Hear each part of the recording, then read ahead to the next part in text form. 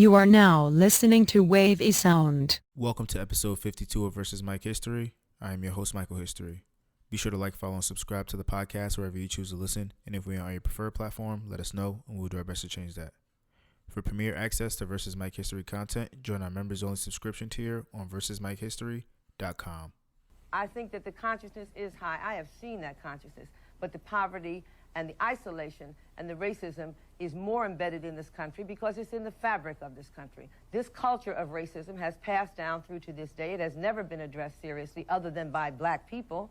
And now we have Aretha Franklin singing at the inaugural and all is okay. No, that is not okay. So I don't care how many black mayors there are in America, notwithstanding Tom Bradley. I do not care because the fact is that the economic power and that the main power in this country is there is still a divided country. We are still Africans lost in America as far as I'm concerned, and that we do have to address our issues on our own because I don't believe that there's an agenda for assimilation, and as for me, I don't want to be assimilated into an environment that has committed genocide on other peoples, that has endorsed chattel slavery and institutional oppression. Comrade Stanley says that now we have all these mayors. In 1965, the Africans rebelled in Watts. Yorty was mayor, a white man. You can call him a racist. In 1992, they rebel. Bradley is mayor. He's an African. What is the objective difference here? The only difference is that American capitalism, in order to try and deceive the people, tries to give us visibility without any power at all. Right. As you yourself point out, Comrade Stanley, Africans in this country have more elected officials than any other ethnic group in the country. We have no power at all.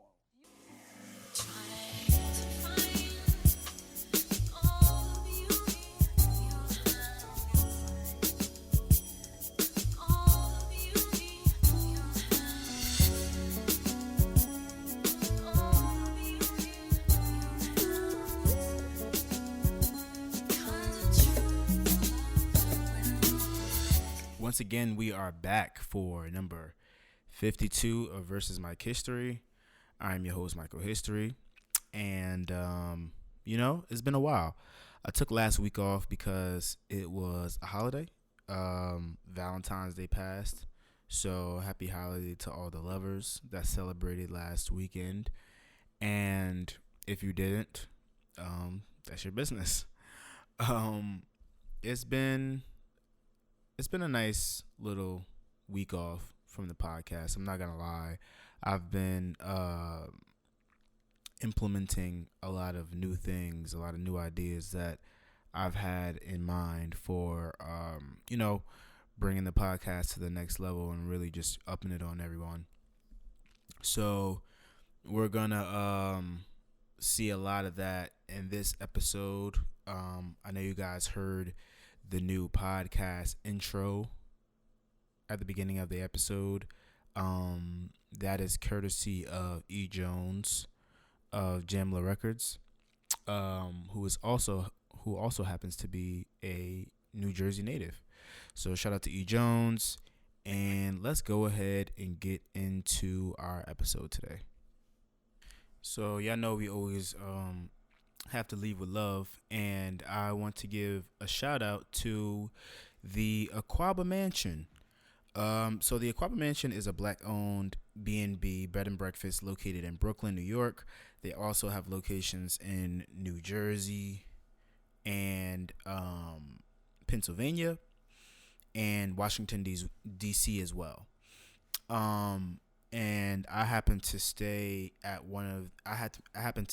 their Brooklyn location last weekend. And when I tell you that location is amazing, it's amazing. They treat you really good. The innkeepers treat you very well, and it's quiet. It's out of the way in the community that it's in, and it was a really enjoyable experience. Breakfast was amazing every morning. I want to give a special shout out to Monique and Elle, who accommodated me while I was there. You guys are awesome and amazing. Thank you so much for all of your help. And I look forward to coming back in the future.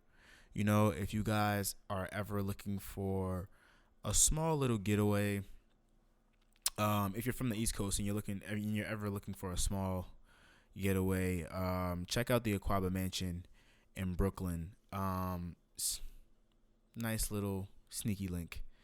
Or, if you're older, for the couples and for the lovers out there, whatever you may be into, go ahead and check that out because they have exceptional service and it's Black owned.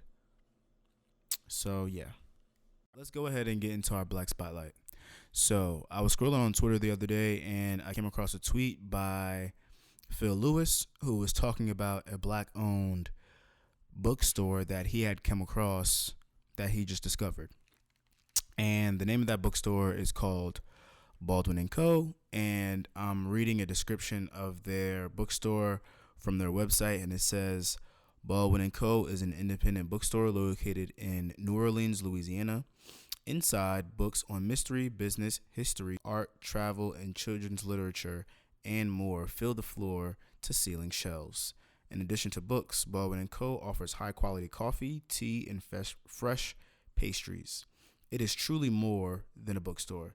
It's a celebration of growth mindset. Baldwin Co. also stocks numerous regional titles, as well as cards, journals, and gifts, and regularly hosts events with local and visiting authors.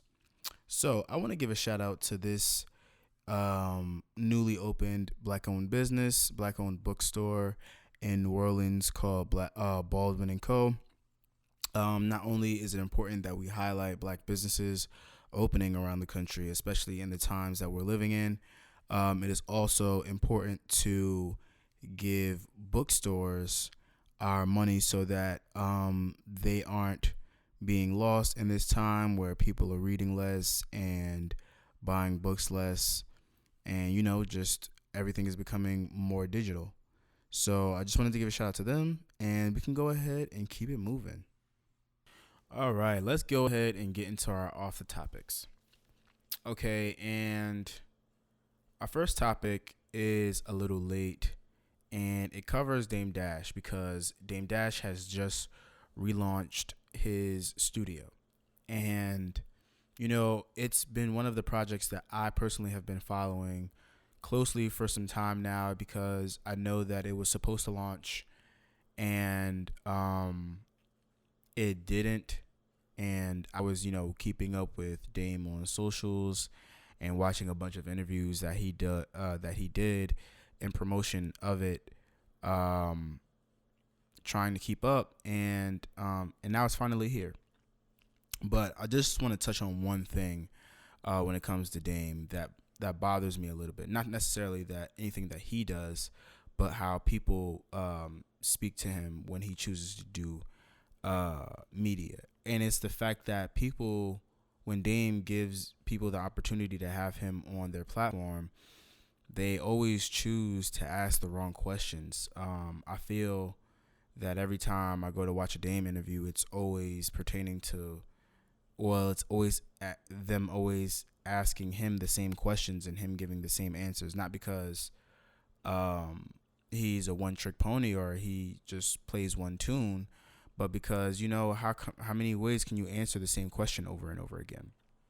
And Dame has made it clear that he's creating a platform for our community where you can purchase the things that you see within the media that's being presented to you through that same app. And that's completely innovative. And the interviews that I've seen, with people speaking to him, they always try to backtrack to the past and get old stories out of him or try to get ownership gems or things like that. And I think that this project that he's, putting right in front of our faces is something that's really huge and innovative. And, we just got to put our heroes within our culture on the platform that they deserve to be on. So shout out to Dame. Check out Dame Dash Studios. You can go ahead and peep their website. I don't know the link, but, it's not hard to find. Those guys are popular. But let's go ahead and move on. All right. Our next topic, I'm getting this from Deadline. And, this is pretty exciting news. So Ruth Negga is, Negga, by the way. Ruth Negga is to star as Josephine Baker in a limited series at ABC Signature from D. Harris Lawrence.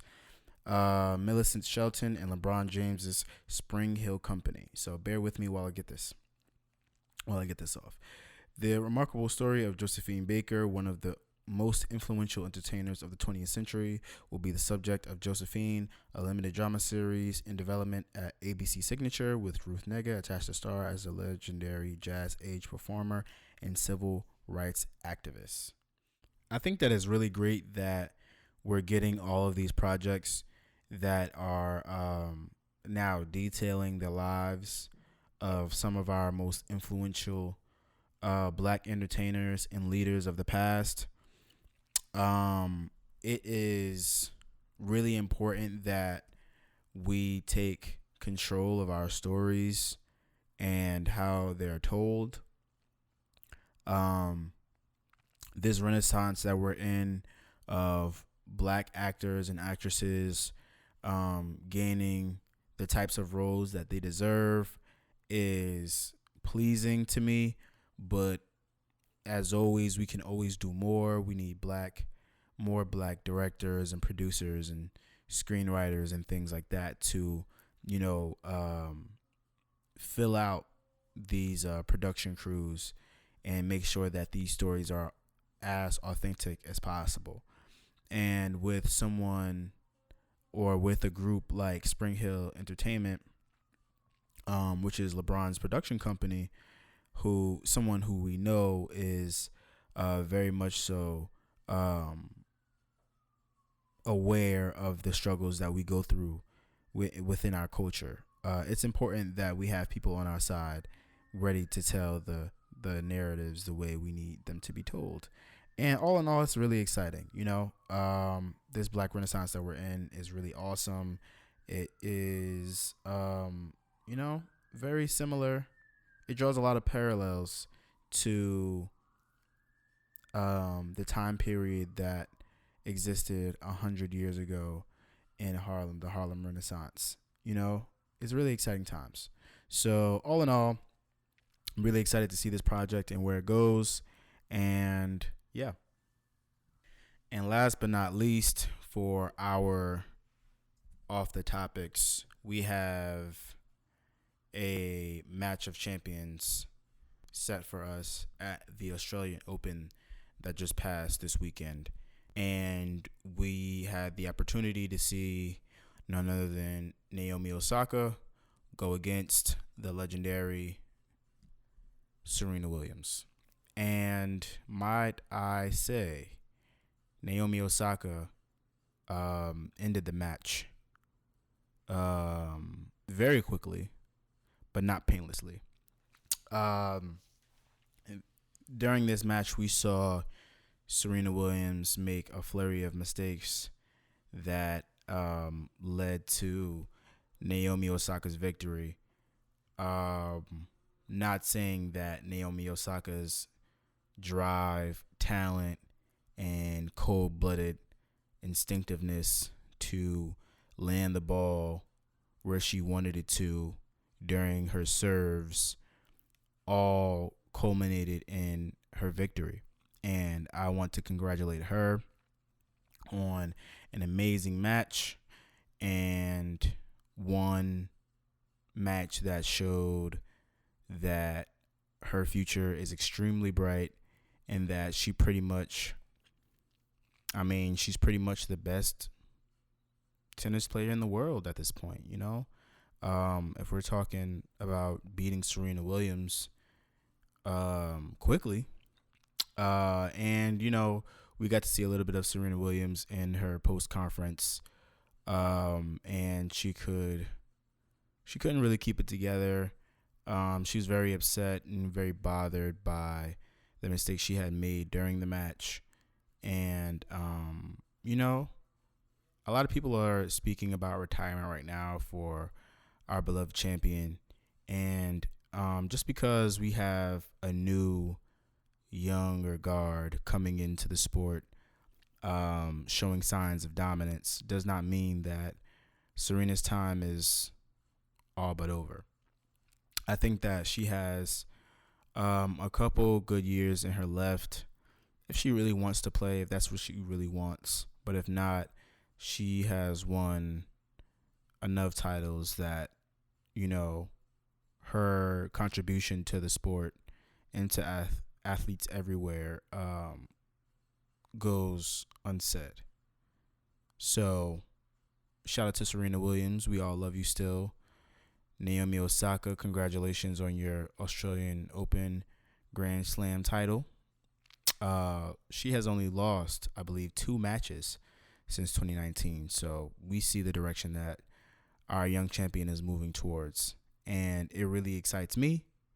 And I hope that our community continues to support her. And yeah, it's time. So we can go ahead and get into some new music now. I want to start with a couple of Tiny Desk performances that I saw over the course of this week.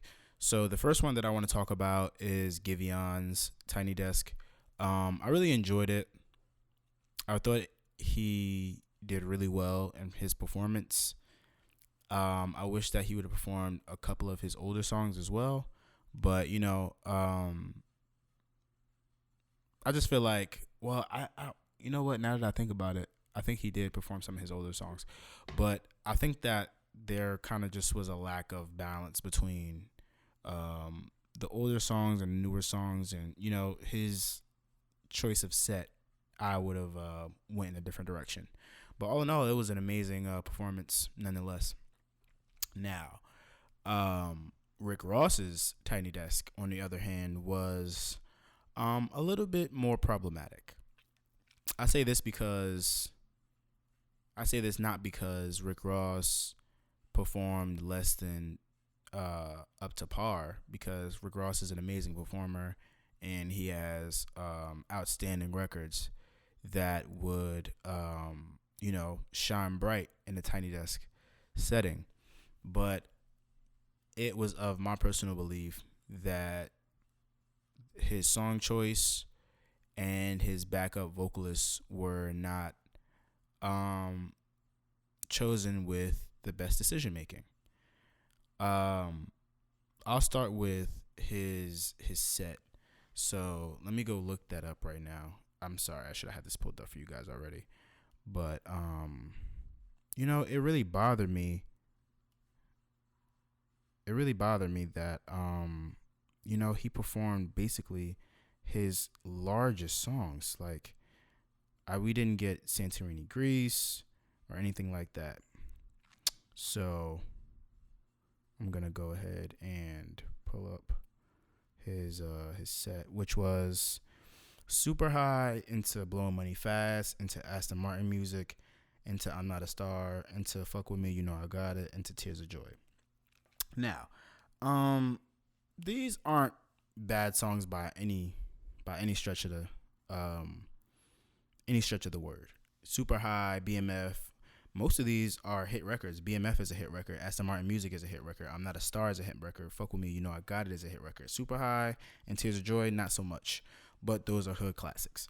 And his his choice of songs, I don't really know if he thought that Tiny Desk was the platform to play like your biggest records, but that's kind of how it came off. And I do think that he could have gotten a little bit more creative.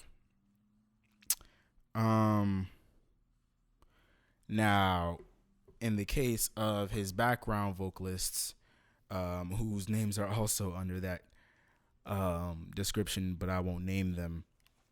I just don't understand how that issue came to be, because if you're gonna hire background vocalists as a rapper, in my personal opinion, you gotta know that your singers can sing. Like, the thing that bothered me the most about it, I think, was the fact that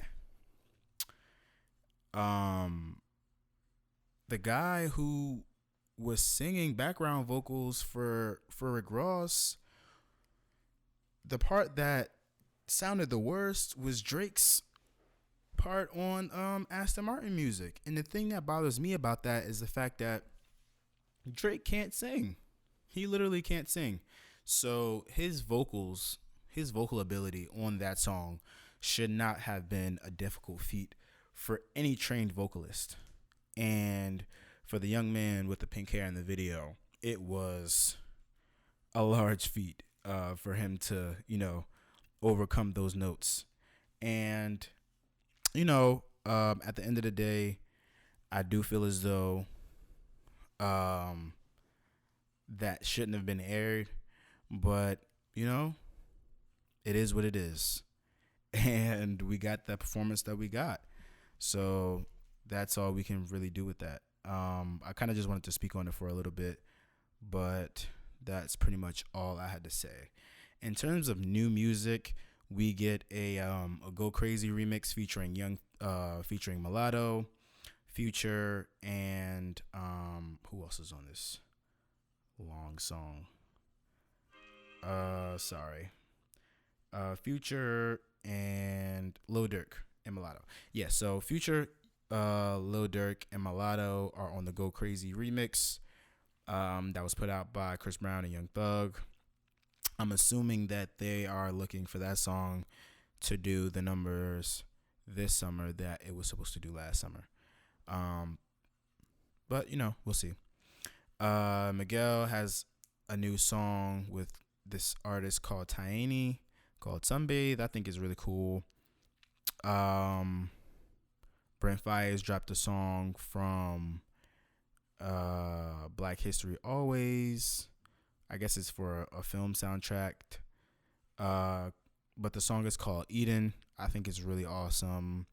Denzel Curry, Kenny Beats Smino, and Robert Glasper have some new music out. Jim Jones dropped an EP with Harry Fraud called The Fraud Department. That EP is very dope, or a project, whatever you want to call it. You can go ahead and get that. Trippie Redd has some new music out. Kevin Gates has some new music out. Kelly Rowland dropped an album called K. I believe this is an album. Nope. I think it's an EP. She dropped an EP entitled K. And that is pretty much all I have for you guys. Yep, that's pretty much it when it comes to new music. I feel like there was a music video I wanted to talk about, but I can't think of anything right now.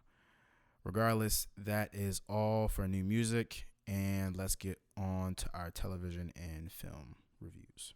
Okay, so I wanted to start with the Mortal Kombat trailer, just because I feel like I don't take enough time to talk about trailers on the podcast as much as I should, because that's something that, we all keep up with. But the Mortal Kombat trailer has finally arrived, a film that will premiere on HBO Max sometime next month. And I thought that it was dope. As someone who grew up on the old Mortal Kombat films, we've gotten some really good moments in the films, and we've gotten some really shitty moments in the films. And this one looks like it's going to try to stay truer to the imagery of the video game, which I love.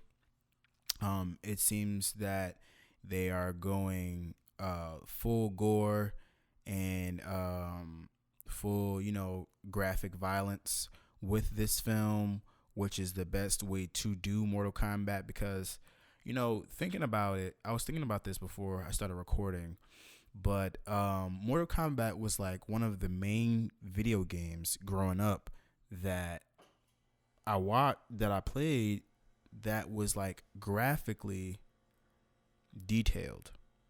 And, thinking back, I'm like, yo, this is like one of the most specific looking video games.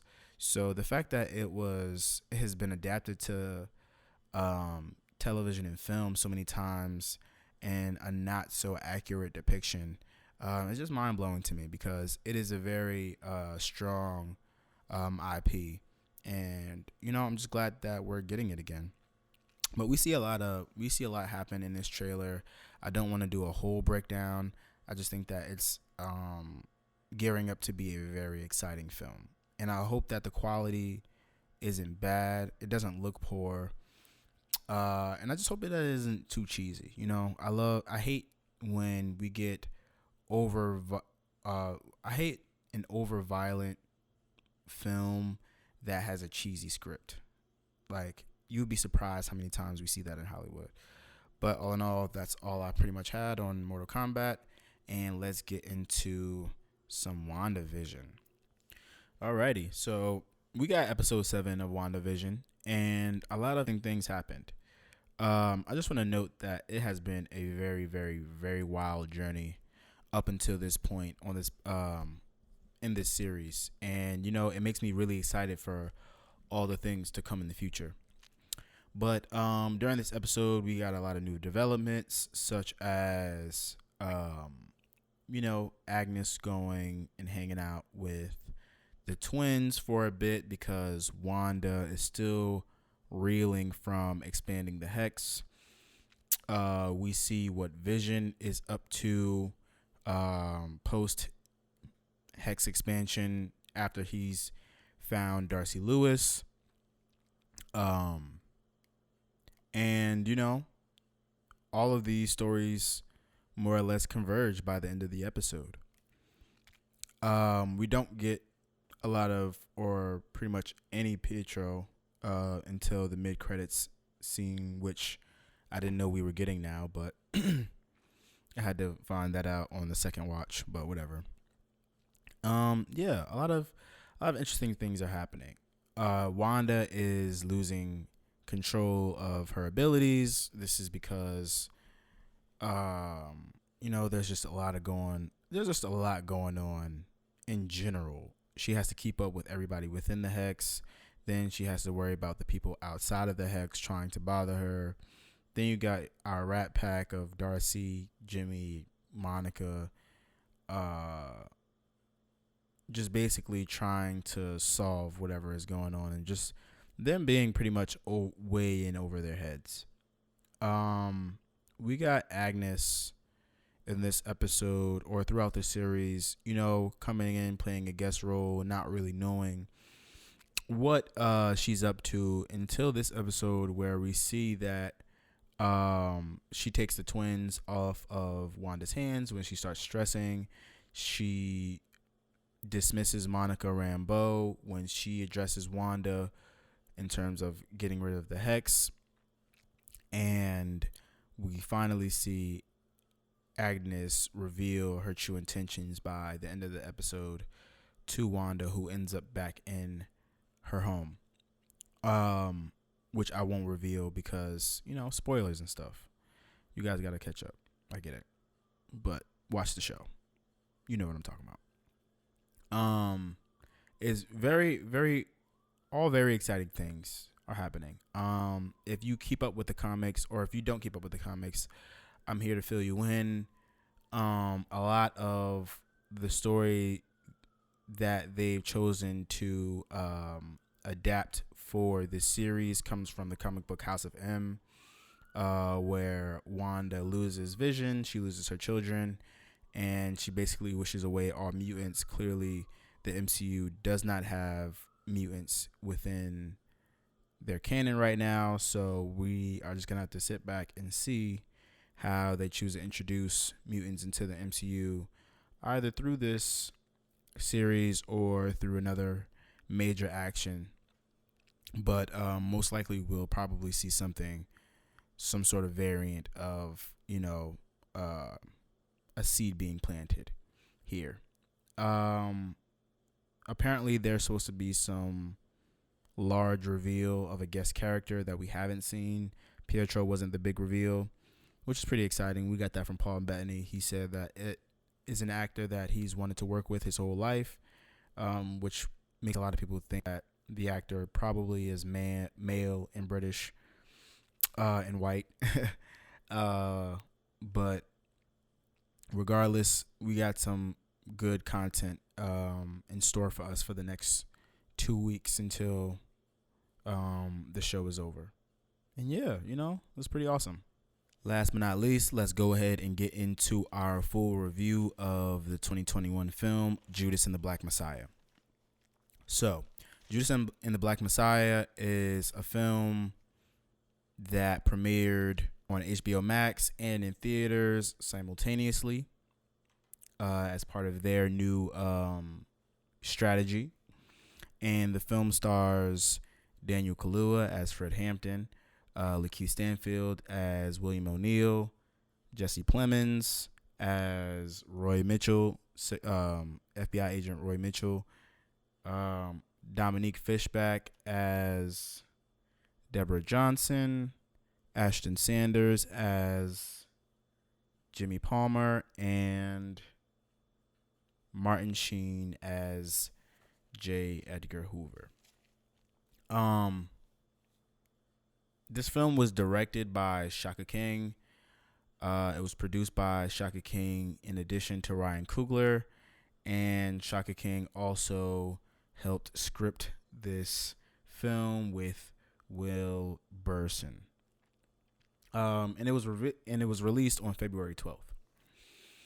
So my initial thoughts about this film are that it was a film. You know, I watched it a few times because of how heavy the information that it dealt with was. But all in all, it is a great story that was handled with care, and you can tell. The thing I will say, though, is that I personally made the conscious decision to not indulge in Black trauma, which to me is any film with Black people that depicts them in any type of hardship or struggle. But this specific story, I felt was so important that, I had to kind of go over that rule for this, and I had to see what type of impact this film was going to try to have. And, we're already getting rumblings of Daniel Kaluuya for Best Actor for his portrayal in this film. But let's go ahead and get into it. So this film is focused on the character of Bill, who is William O'Neill, an informant for the FBI who got in that position because he would pretend to be a federal agent while stealing cars from other people within his own community.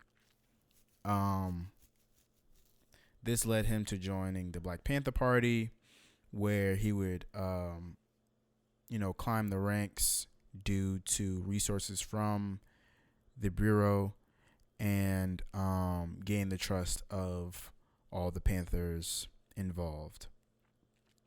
One thing that annoys me about these types of stories is how they go about showing how the person who is infiltrating the organization is going to gain the trust of the organization.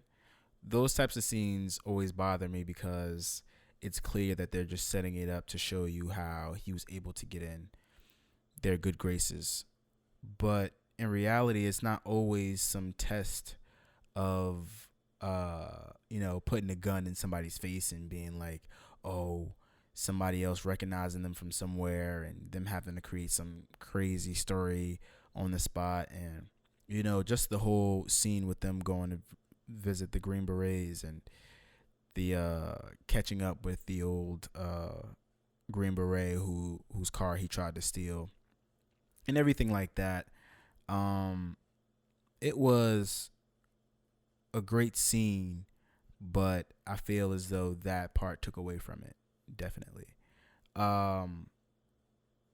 This film focuses on Bill, but Daniel Kaluuya is the star in the way he portrays Fred Hampton.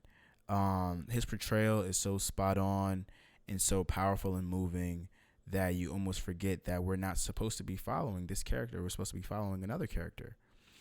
The speeches that they write into the script are extremely powerful and are reminiscent of the actual words that Fred Hampton would give at his rallies.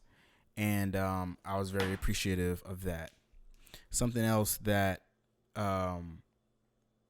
really that I really enjoyed was the fact of how human they made the Panthers. They didn't make them some overzealous, super angry people all the time, and the struggle.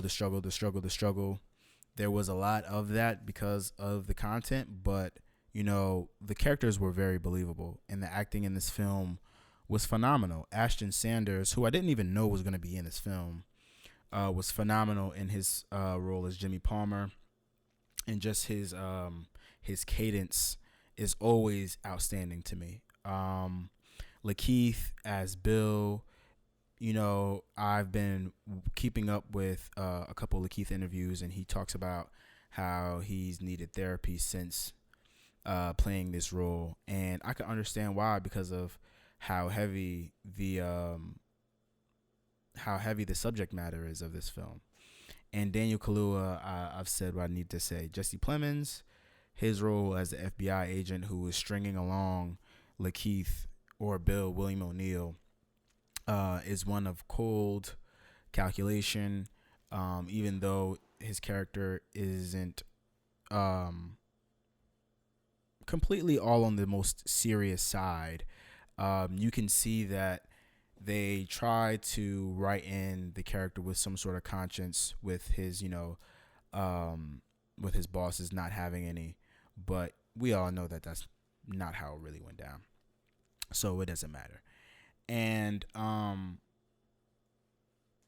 I think that the heart of this film was Dominique Fishback, though, as Deborah Johnson. We start the film.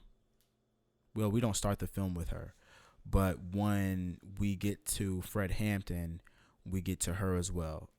She's in the crowd, and in my opinion, she acts as the audience's conscience, as well as portraying her own, because of the emotions she goes through in this film. She goes through it as somebody who is seeing Hampton for the first time in person, creating a relationship with him, then, following that relationship and letting it grow and develop. And then once something does develop majorly in their relationship, which is her getting pregnant, her perspective changes because of the content of his speeches, where he's talking about going to jail, being murdered for what he believes in, and everything like that. And, once you bring a child into this world, your whole viewpoint of how you want to represent yourself, or how you want to use your force for good in this world, has to be reevaluated in some type of way. And I think that Dominique Fishback in this role as Deborah Johnson was so real, and her emotions bled through the script onto the screen and into our hearts. And all the events that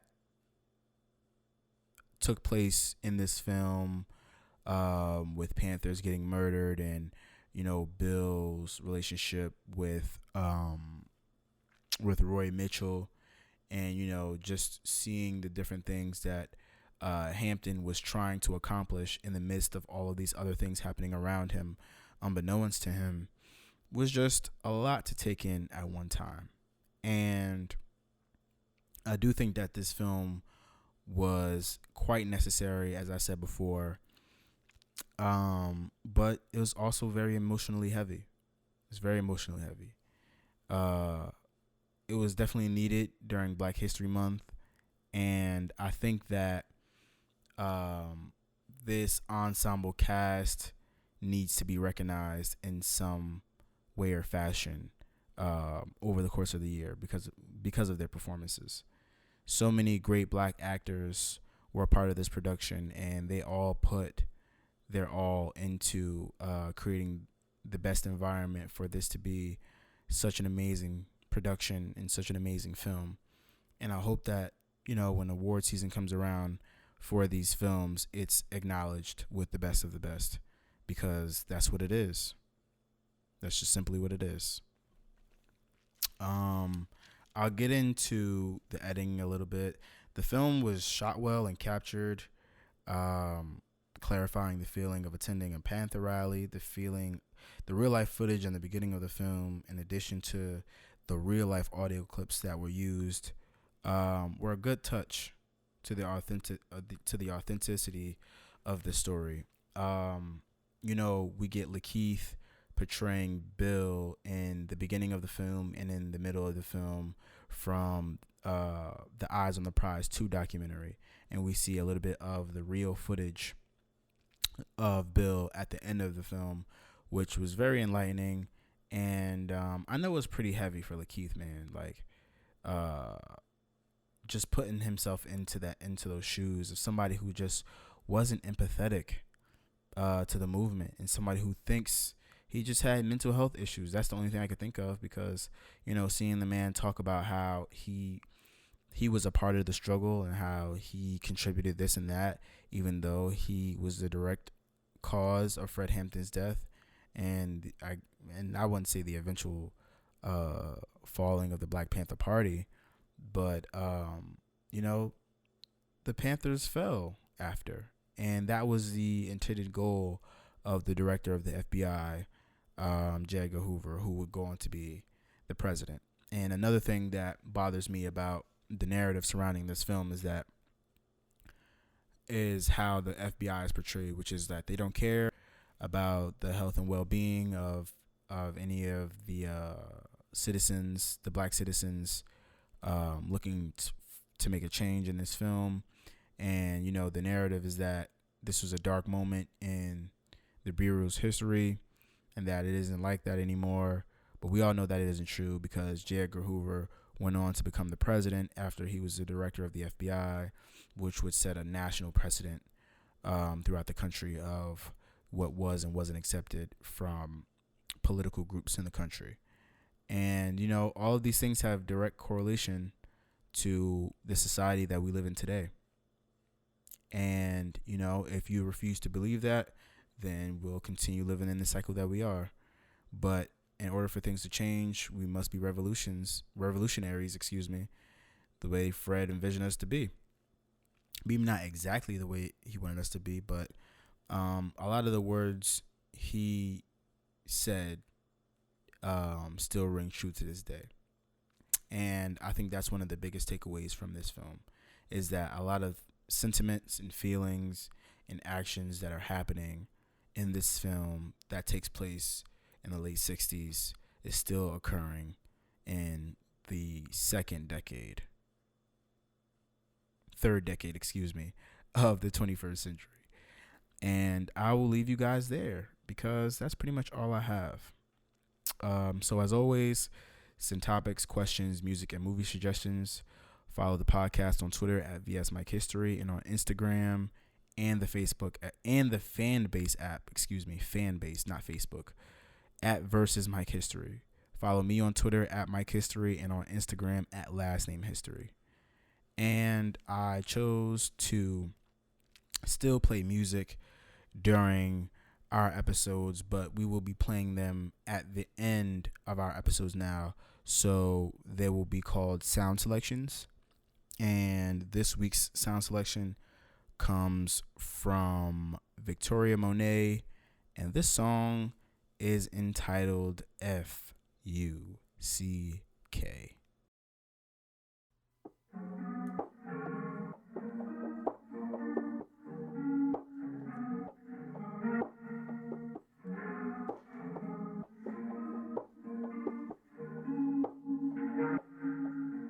Is your favorite color blue? Cause you something like my crib tonight. I think I want you to maybe meet me at my crib tonight. Might not be the one, but I'm definitely the prototype. Let's get down and get it on the floor. Wanna be a friend you can keep. F.U.C.K, yeah, friend you can. Wanna be a friend you can keep. F.U.C.K, yeah, friend you can. Wanna be a friend you can keep.